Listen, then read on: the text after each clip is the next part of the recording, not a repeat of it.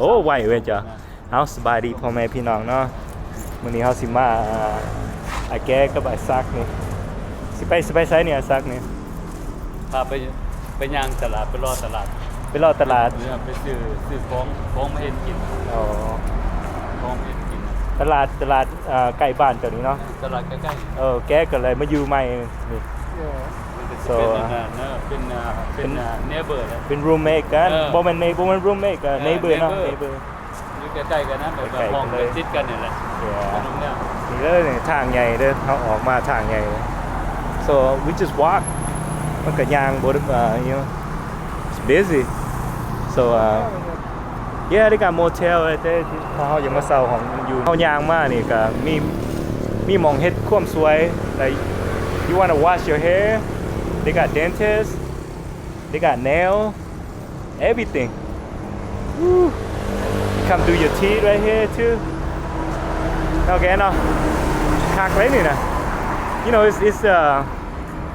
everything is so close to you yeah the gym just walk straight down yeah ถามเขาเอาไก่มาเลี้ยงอยู่ไหลอยู่บ่เนาะ you ask her already you can leave it there just yeah sometimes I'm not home though you just gotta go over there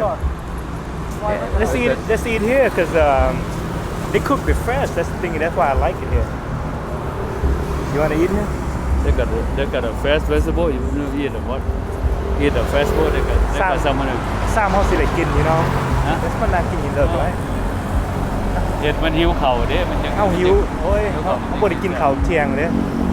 แกได้กินข้าวเที่ยงหรอวะกินแต่เช้ามั้ยI said this morning that's it I haven't eaten nothing yet I'm hungry I got to eat like I haven't eaten nothing yet come on let's eat here right เอาบ่เบิ่งเด้อนี่นะ you got one too oh they cook it fresh pork ไปดิโอ้แซ่บมันเป็นแซ่บเนาะมีแต่หมูว่ะนะมีหมูมีแต่หมูอ๋อ let's eat here then I'm hungry man I don't know you hungry guys we could still go walk around but เอาอยากสั่งเขาไปนั่งเลยวะอยากสั่งหั่นนะอยากกินสั่งกินอยู่นี่ก็ได้แม่เฮาสิกินอยู่นี่เฮาอยากตำบักหุ่งตำข้าวปุ้นหั่นน่ะมีตำข้าวปุ้นบ่มีเดี๋ยวเขาไปนั่งเลยเดี๋ยวให้น้องๆอ่ะไปหามาได้โอเคเบิ่งมีแต่อาหารแซ่บๆให้น้องเมนูให้เด้อโอเคเมนูไปนั่งเลยก็ได้โอเคเฮาสิกินข้าวหิวข้าวบ่ได้กินข้าวเที่ยงเทื่อได้แนวYou know they cook it fresh นี่เลย Yeah. Okay, pork belly, intestine. Yeah, look at that. Got a liver too, a heart, liver, everything. Yeah. ก็มานั่งติ๊กอ่ะติ๊กอ่ะ And they got a lot of people too. Hi. Spidey, huh? And that's the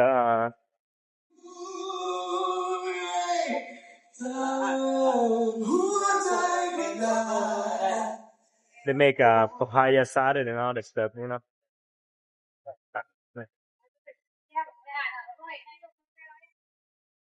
ปฏิแกเขาสั่งน้ำเจ้าวะเขาสั่งน้ำเจ้าวะหรือไปสั่งน้ำเจ้าเอาแต่น้ำเจ้าฮะเขาจะกินตำข้าวปุ้นหั่นน่ะตำข้าวปุ้นเหรอได้เอาตำข้าวปุ้นจักตำข้าวปุ้นตำข้าวปุ้นใส่ตำข้าวปุ้นแซ่บๆหั่นน่ะใส่หยังก็ได้แล้วก็เฮาสิเอาใส่ฮะเอาใส่แล้วก็เอาใส่แล้วก็ซีน3สันเด้อแล้วก็ข้าวมีข้าวเจ้ามีอยู่วะข้าวเจ้าอ่ะมีโอเคเอาข้าวเจ้าแล้วก็สินั่งกินข้าวเจ้าเด้อสินั่งหยังเด้อเอากินนี่เหรอกับน้ำด้วยกินอยู่นี่กับน้ำใหญ่เนาะทุกพวกซ้ำกลางก็ได้กลางค่ะเด้อ3โอเค sit down แกมานั่งกินเอาเขาสินั่งกินข้าวอยู่โอ้ยเบิ่งจังไรแกเมื่อยวะน้องพอได้กินข้าวเนาะยามทายชื่อเขายังบ่ได้กินข้าวโซมานั่งกินข้าวอยู่กัน traffic อิหยังก็หลาย you know right now it's like 3-4 โมง traffic นี่ก็หลายเลยหน่อยซักเนาะเพื่อนบ้านนี้อยู่อาหารไปช่วยไก่เนาะ สบายดีเนาะ แกะยังไงแกะมากินข้าวเนาะมันก็มีอาหาร สั่งอาหารจะสั่งยังบ่ สั่งเลยตั้มสักป้า เป็นสั่งปลาบ่ ปลาเส้นมัน ปลาแซลมอนวะอีกโอ้พิษซุกเลยเล็บตาเนี่ย นิบนะ โอ้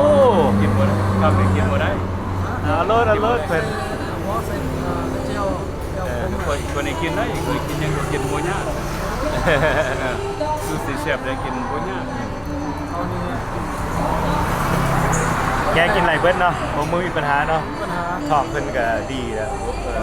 มาอยู่ลาวอาทิตย์นึงนี่ก็ท้องดีเลย ปลาทอดมากลับมาที่เก่าแล้ว แม่ ก็ เก่งเนาะแกงเนาะ มันเป็นเขาไปเลยให้ผักที่เขาทำประสาทเด้ มาติเขาตำศาสตร์ พร้อมต้นไลฟ์บ่ ก็ ก็ค่ะ มันก็บ่กล้าคือกันเนาะ ผมเป็นนักวกาผู้ประเสริฐพร้อมทำประสาทประสาทก็ไม่ไหม้แล้วนะป้ายแซ่ ต้องให้ใหม่ๆธรรมศาสตร์เลยจัง นี่ต้นใหม่แหละพี่กินเลยที่ตลาดแล้วก็เอาปลาแต่น้องใหม่ๆถ่ายใหม่ๆมากิน แบบพักแบบยาอย่างนี้ธรรมศาสตร์เลยนี่นั่น นี่เบิดไปอะไรกันแล้วไปทำมุ้งไม่เอาไม่อีกพระดามอย่างคือเย็ดนะ แหมแบบมาอยู่ลาวนี่เลยเนาะ ที่ ข น้ อ อง ง เสี เขา ย มาเฮียนกินเนาะ ที่น้องเสียมาเล่าเลยล่ะ เออ เสีย แบบพวกเขากินอยู่เนาะแบบเบียร์นี่เขากินแต่ขวดเดียวซื่อหรอกนะบ่กินบ่ให้เมาหรอกนะกินพอแก้มพวกเขาซื่อหรอกแต่เขาก็บ่ทันได้กินของเขาถ่าอาหารเฮามากมันสิได้กินของเขานี่นะ โอเคกับแบบพวกความรู้สึก แบบอยู่ลาวนี่ไม่ต้องแบบนั้นแบบไปเฮือนบ้านไผเขาก็มีแต่ฉลองโอ้เขากินแห้งหลายกว่าเฮาจ่อย โอ้แต่แล้วว่าบ่ได้กินแบบ นี่เฮากินแบบพออันนี้ เด็กกินมาซึ่งกันเน้นพอมา เดี๋ยวนี้เฮาหิวข้าวเว้ยเฮาบ่ทันได้กินข้าวเที่ยงเลยเนี่ยเฮาไปแปลงรถเฮาแต่เช้าเลยนะเดี๋ยวเขาก็หิวแห้งเลยเนี่ยเฮาจังว่าซากว่าจะพาเฮาไปซื้อของมันมาเฮ็ดกินเองเฮาแบบแพ็คเลยเฮาบ่ไล่ไป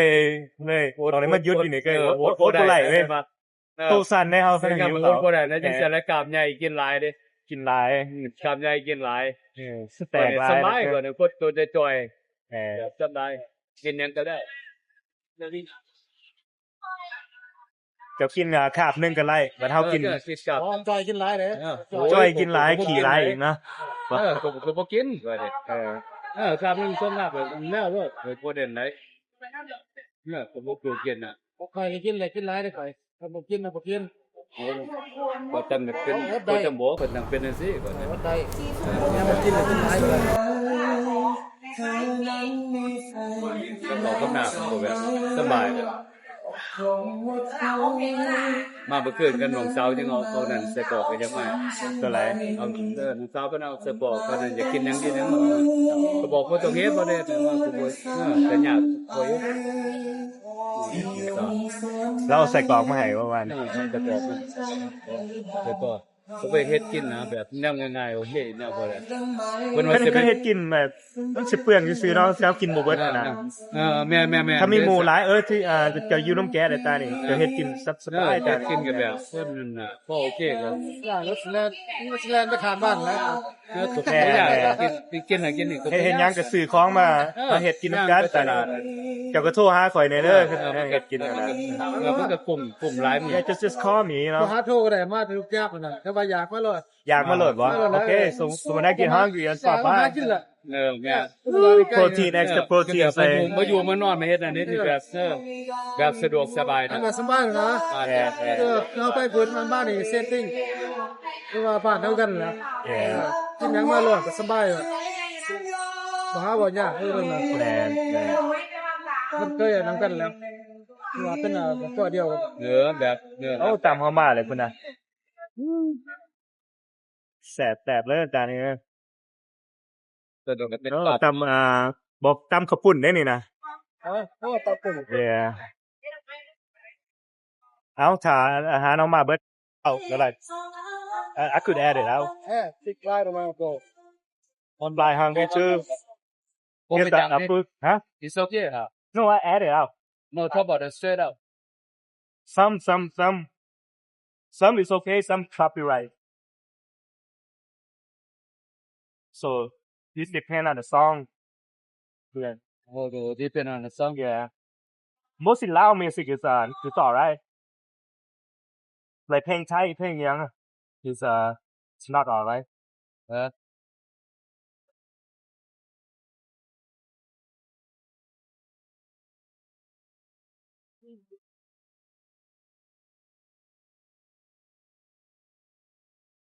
วันหน้าก็เฮ็ดกินแซลมอนนะเฮ็ดแซลมอน น้ำแซ่บบ่กะ ซันนั้นซันนั้น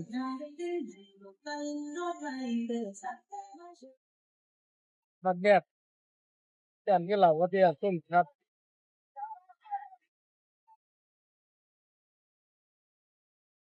โอ้ยนี่มาจับเนื้อมันกันเลย เดี๋ยวจับนี่ เดินจับเกี่ยวเลย อาหารญี่ปุ่นไปมีแต่ไปตองแนวแนวอื่นบ่ พวกเขา นี่มีแต่ซองอาหารญี่ปุ่น เอาอยู่แต่นะ I thought I got a 3 pork belly too สิ่งที่they add on น่ะ oh yeah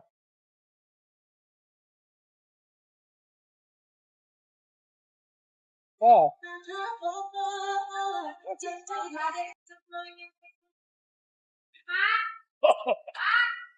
the wasabi เหรอ โอ้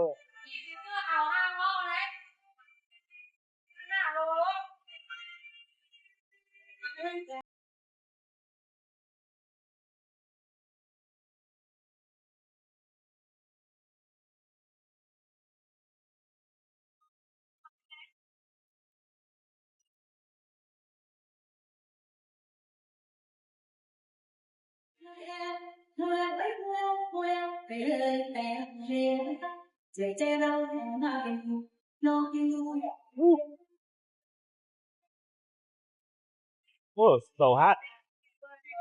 spicy กินเลย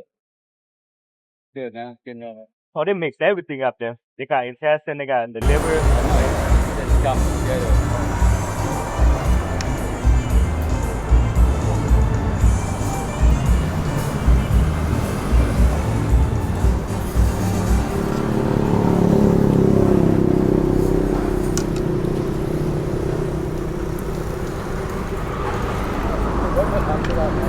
ฮะ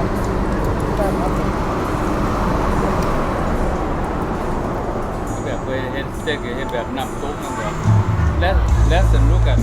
one size แล้วก็ medium half 2 minutes นะ flip ก็จะเป็นhot fire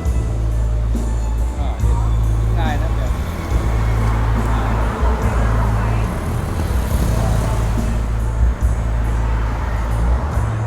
everything less than 10 minutes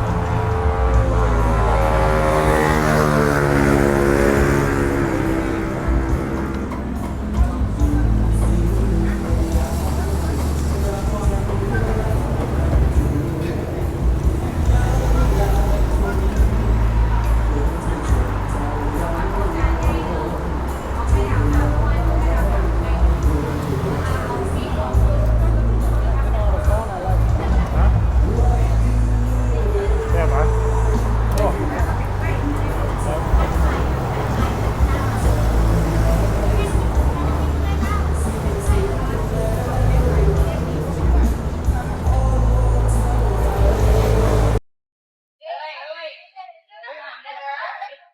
เท่าไหร่อันเนี่ย ค่าเสียสำเร็จ Huh? Huh? Oh. Total is 500. 4, 5, เท่าไหร่ก็8วะปลาสัก8 1 2 1 2 3 1 5 เรือให้คลิปจอดได้ซั่น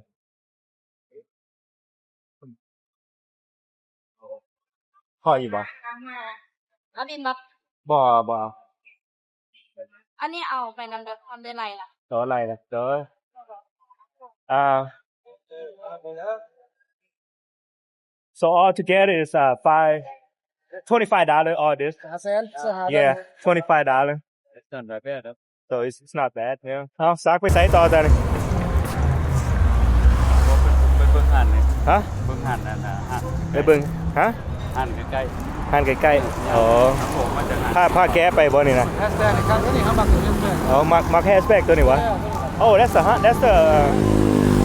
the Civic that's the new Civic yeah that's the F hey the Thai R is like that one though yeah Civic yeah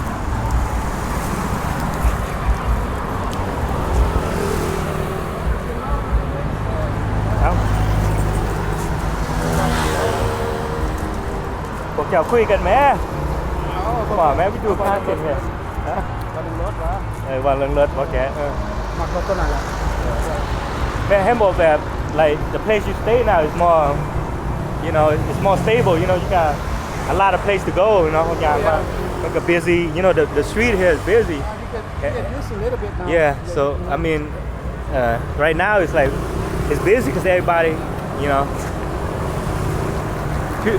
maybe they work at night time you know loud no night time is the time to make money in the morning you can see less car and traffic and stuff ก็มีหาดแปลงรถ you know if you got a car you know and over here you could do your yeah you could do your beauty and all that stuff you know shampoo your hair โอ้มาสระผมแก you know มีเงินมาสระผมอยู่นี่แห่งกะหานอันนี้คือกันเนี่ยฮะ That's the owner what That's the owner เอาละเอาสบายดีซื้อยังซื้อเจ้าน่ะซื้อยัง สวีเดนคุยดีกว่าโนซา ห่านบอกห่านเจ้าได้ห่าน เป็นเจ้าของห้านความมีห้านน้อยๆแต่ว่าอาหารแซ่บ เปิดจักปีเด้อเนี่ย เปิดได้ปีปลายแล้ว อ๋อห่านจะปี4แล้วมื้อนี้เนาะกดไปโอ้มากินหลายเนาะสร้างมันเหมือน อันนี้ก็แกะเลยนี่เด้อมาพามาเล่นน้ำเอื่อยหรอกเนี่ยเทื่อนึงมาเทื่อนึงแหละเทื่อนึงมาเทื่อนึงแล้วก็ซักนี่มา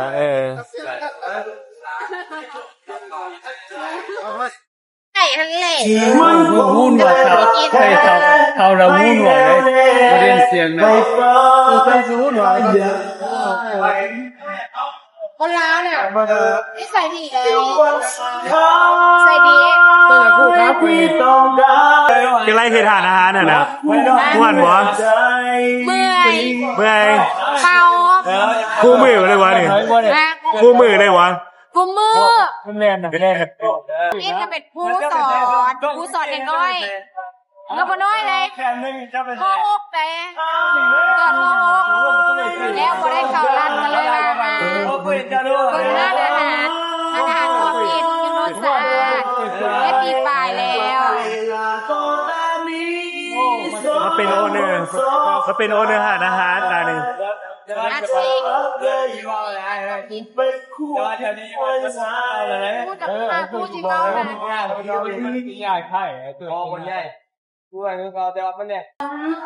ดีได้หัวให้สั่นตัวอีกจักหน่อยจงทำซาจะได้มาขอให้ได้คนขยันเอาวันหาให้รอต้องให้สู้เยียนมาขอปล่อยเก็บเท้าหันสู่แต่นอนถ้าใจบ่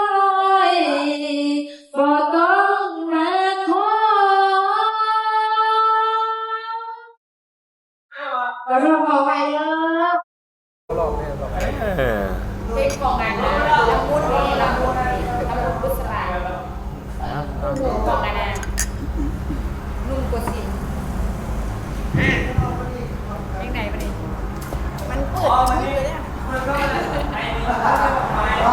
ปล่อยนางที่รู้รู้เธอมีดีก็ยังไม่ไหวกับใจลงในเธอเราทำไมรักกันทำไมทั้งที่ใจเธอนี่เขาเป็นคนปลอมอย่าบอกว่าเธอรักกันเพียงเธออย่าท้องได้ดังใจคนกับมองน้ำใจที่อัดเธอยิ่งนักที่เราเป็นที่อัดน้ำมาต่อกันเจอยกกัน เจ็บคำอย่าบอกใครเธอก็สุดไม่อยากแรงไปไม่เข้มแข็งพอ คิดใส่เคย ฉันมีเองดีโอ้หอยก็เลยโอ้หักเลย ไปเนาะโอ้ค่ะ เขียนไว้ได้ไง อะไรสบายสบายเจ๊สาว ไปที่ใด จะไม่แพ้ รักกันคือทำไมทั้งที่ใจเธอมีเขาเป็นบทร้องอย่าบอกว่าเธอรักฉันเพียงเธออย่ามองได้ดังใจมองกับมองข้ามไปที่แค่เธอยิ่งรักที่ลงกันเจ็บช้ำจะบอกใครสุดท้ายไม่อยากเรียกไป เราเรียนแบบที่เรียกเขาเป็นแพ้ถ้าเขาจะอร่อยเตี้ยเนาะเราก็เราเป็นอะไรไม่ใช่อะไรกันนะฟันแล้วก็ใครเป็นเรื่องใครเป็นดูมองนะเขาจะไม่อยากเป็นเพื่อน ขอบคุณเด้อพ่อแม่พี่น้องที่ติดตามเฮามามื้อนี้ที่หยุดไปก่อน